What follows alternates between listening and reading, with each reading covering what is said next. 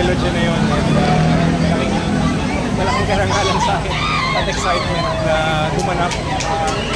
Mapanood ko yung buong pelikula kasi hindi ko pa rin napapanood sa sinihan. So, I'm just really excited. I'm so grateful. I'm honored. And I can't wait for everyone to watch this trailer. Napapanood na itong pelikula na? O lahat ng ginagawa namin pelikula napapanood. Pag napanood nila ito, matutuwa sila.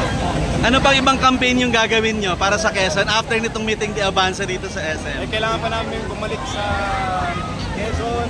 May ibang probinsya pa kaming mga pupuntahan.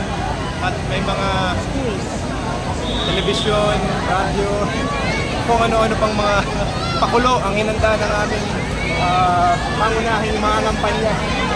Marketing. Ano yung challenges na na-encounter mo doing Quezon? Dami. Bukod sa... Well, they were really good challenges because, you know,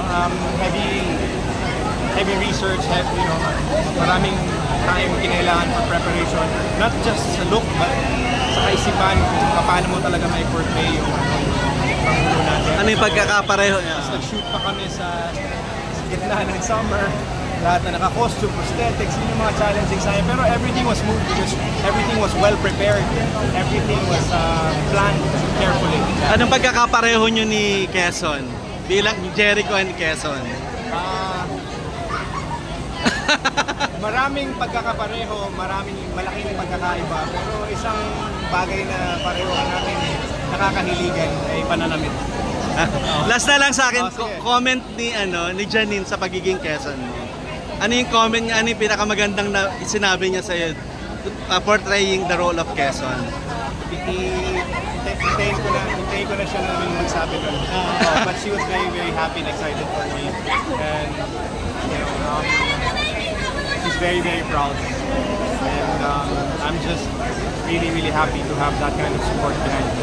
Last na lang, Eko, pagdating ba sa pag-ibig, gano'ng kalapit yung buhay ni Quezon at si Jericho? Gaano kalapit? Sa live vlog. Parang malayo. Thank you, Jericho. Congrats. Okay, Eko. Thank you so much po. Event,